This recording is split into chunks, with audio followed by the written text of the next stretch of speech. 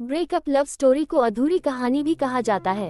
ये कहानी इसलिए अधूरी रह जाती है क्योंकि दो प्यार करने वाले कभी मिल ही नहीं पाते हैं। किसी कारण से वह एक दूसरे से बहुत ही दूर हो जाते हैं। सच्चे प्यार के कारण वह दूर होने के बाद भी एक दूसरे से प्यार करते रहते हैं। ये कहानी इंसान को अंदर से हिला देती है। इस ब्रेकअप लव स्टोरी की कहानी हर किसी के साथ एक बार जरूर होता है। ये कहानी उस समय की है जब मैंने कॉलेज जाना शुरू किया था। आज मेरे कॉलेज का पहला दिन था। मेरे साथ एक मेरा दोस्त भी कॉलेज जा रहा था। हम दोनों एक साथ कॉलेज के लिए निकल दिए। हम रास्ते में अपने स्कूल की बातें कर रहे थे। स्कूल के दिन भी क्या होता है। हम कॉलेज पहुंचकर अपने क्लास की ओर बढ़े। मुझे मेरे क्लास में एक लड़की दिखी। वो लड़की इतनी खूबसूरत और हसीन थी। मेरी नजर उस लड़की के चेहरे से हट ही नहीं रही थी, मानो मैंने कोई परी देख ली हो। मेरे दोस्त ने मुझे कब सीट पर लेकर बैठा दिया मुझे पता ही नहीं चला। मेरा क्लास शुरू हो गया, पर मेरी नजर बार बार उस लड़की की ओर जा रही थी। मैं चाहकर भी पढ़ाई नहीं कर पा रही थी। घर आने के बाद मेरे दोस्त ने मुझे काफी कुछ कहा। वह मुझसे कह रहा था कि तुम पढ़ाई पर ध्यान रखो, पढ़ाई ही सब कुछ है। मेरा दोस्त पढ़ाई को बहुत ही पसंद किया करता था।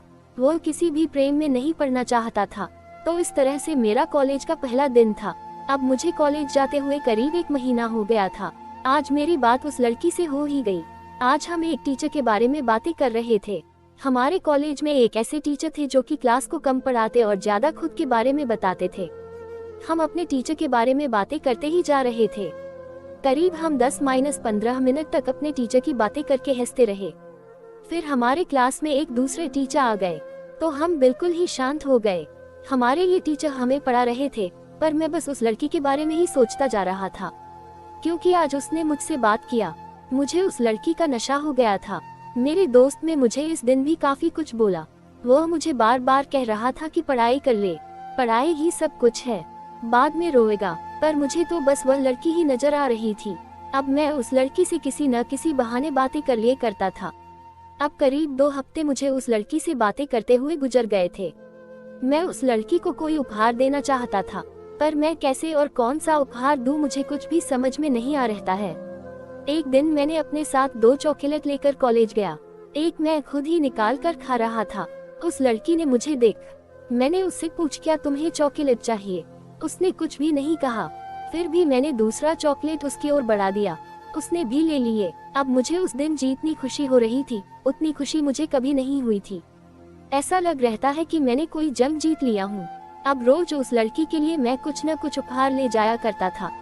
मैंने अपने लिए पैसा खर्च करना बंद कर दिया था। साथ ही कभी कभी मैं उसके लिए कर्ज भी लेकर उपहार ले जाया करता था। हम एक दूसरे के बहुत ही करीब आ गए थे। मैंने अब सोच लिया था कि मुझे इस लड़की को बता देना चाहिए कि मैं इससे कितना प्रेम करता हूँ, पर मेरी हिम्मत नहीं हो रही थी। देखते ही देखते पहले साल का अंतिम परीक्षा भी सामने आकर खड़ा हो गया। अब भी वह मेरे साथ ही थी। हम दोनों साथ ही पढ़ाई किया करते थे। मुझे लग रहा था कि यह लड़की शायद मुझसे भी प्रेम करती है, तो मुझे किसी तरह की कोई जल्दबाजी नहीं करनी चाहिए। मैं इस परीक्षा के खत्म होने के बाद सब कुछ बता दूंगा। मैंने ऐसा ही किया। हमारी परीक्षा खत्म हो गई। फिर से हमारा कॉलेज शुरू हुआ। हम सब कॉलेज गए, पर मेरी नज़ारे जिसे ढूंढ रही थी वो वहाँ नहीं थी। हाँ, वही लड़की जिससे मैं प्यार करता था। मुझे लगा कि शायद वह लड़की आज न आई हो, कल आए, पर कल भी न आई। फिर मुझे लगा शायद कल आए। इस तरह से करीब 2 हफ्ते ऐसे ही बीत गया। मैंने उसके बारे जब अपने कुछ दोस्तों से पूछा तो मुझे पता चला कि उसने ये कॉलेज छोड़ दिया है। मुझे विश्वास ही नहीं हो रहा था। मुझे लगा कि मेरे दोस्त मेरे साथ कोई मजाक कर रहे हैं, पर यह बिल्कुल ही सत्य था। मुझे ये सत्य 1 महीने के बाद मेरे टीचर से पता चला। अब मैं आप लोगों से क्या कहूँ, मुझे कुछ भी समझ में नहीं आ रहा था कि मैं क्या करूँ। मेरा स्कूल का दोस्त मुझे फिर से कहा रहा था कि दोस्त, मैंने तुम्हें पहले ही प्रेम करने से मना किया था, पर तुमने नहीं माना। जो भी प्यार करता है उसके साथ ऐसा ही कुछ होता है।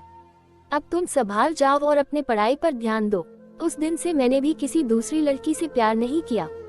एक बार की बात है, मैं नौकरी की तलाश में एक शहर से दूसरे शहर घूम रहा था, पर मुझे नौकरी नहीं मिल रही थी। एक दिन मैं एक कंपनी में इंटरव्यू देने के लिए गया। वो पर मुझसे पहले ही एक लड़की पहुंच गई थी। मैं उस लड़की के पास जाकर बैठ गया। वो लड़की मुझे इस तरह से देख रही थी कि मानो मैं उसका कोई दुश्मन हूँ, पर मुझे कुछ भी समझ में नहीं आ रहा था। हम दोनों का इंटरव्यू हुआ और हम दोनों ही उस कंपनी के द्वारा चुन लिए गए। मुझे भी खुशी ही रही थी और उस लड़की को भी।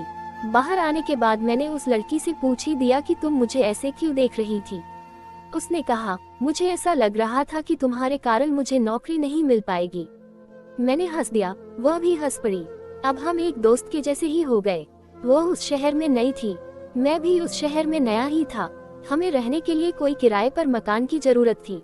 अब हम दोनों मकान खोजने निकल पड़े। हमें शाम तक एक मकान मिल ही गया। वह मकान काफी अच्छा था, पर उसका किराया थोड़ा सा ज्यादा था। मैं उस मकान के मालिक को किराया कम करने कहता ही रह गया, पर उसने एक भी पैसा कम नहीं किया।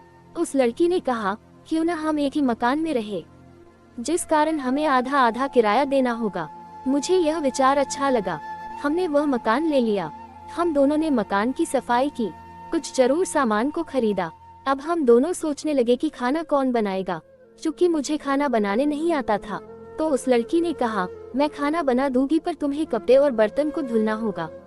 मैं तैयार हो गया। अब हम दोनों एक दूसरे को काफी मदद किया करते थे। आधा काम वह करती और आधा काम मैं। हम दोनों बड़े अच्छे से कंपनी का भी काम किया करते थे। अब हमें करीब 2 साल साथ रहते हुए हो गया था। मुझे वह कोई पराया नहीं लगती थी। हम दोनों अपने बारे में एक दूसरे को बताया करते थे। हमारी जिंदगी काफी मजेदार थी। एक दिन मुझे फोन आया कि मेरे पिताजी का दुर्घटना हो गया है। मैंने ये खबर उस लड़की को बताई। उस समय मेरे पास कुछ पैसे कम पड़ रहे थे। उस लड़की ने मुझे पैसे दिए और घर जाने को कहा। मैं अगले दिन ही अपने गांव के लिए निकल पड़ा। मैं रास्ते भर उस लड़की के बारे में सोचता रह गया। मैंने घर आकर अपने पिता को देखा, उन्हें कुछ भी नहीं हुआ था। मेरे घर वाले ने मुझे शादी करने के लिए बुलाया था। मेरे घर वाले ने मेरे लिए एक लड़की देख रखा था। मुझे बस शादी करना था। अब मेरे दिल और दिमाग में बस वही लड़की थी। मैंने उससे फोन किया। फोन उठाते ही वह मेरे पिताजी के बारे में पूछ रही थी। मुझे वह कह रही थी कि तुम कोई चिंता न लेना, मैं तुम्हारे साथ हूँ। तुम्हें पैसों की जरूरत होगी तो तुम मुझे जरूर बता देना। मैं एक शब्द भी नहीं बोल पा रहा था। मैंने अंत में बस इतना कहा, ठीक है, मैं तुम्हें कुछ देर बाद फोन करता हुए। इसके बाद मैंने अपने फोन को बंद कर दिया। उसके बाद आज तक मैंने उस फोन को खोला ही नहीं। मुझे आज तक इस फोन में से उस लड़की की आवाज आती है। उस लड़की के साथ क्या हुआ, अब वह कहाँ है, क्या कर रही है, मुझे कुछ भी पता नहीं। मैंने उस लड़की से शादी भी कर लिया जिस लड़की को मेरे घर वालों ने पसंद किया हुआ था। ये कहानी मुझे बताते हुए मेरे आंखों से आंसू निकल रहा है।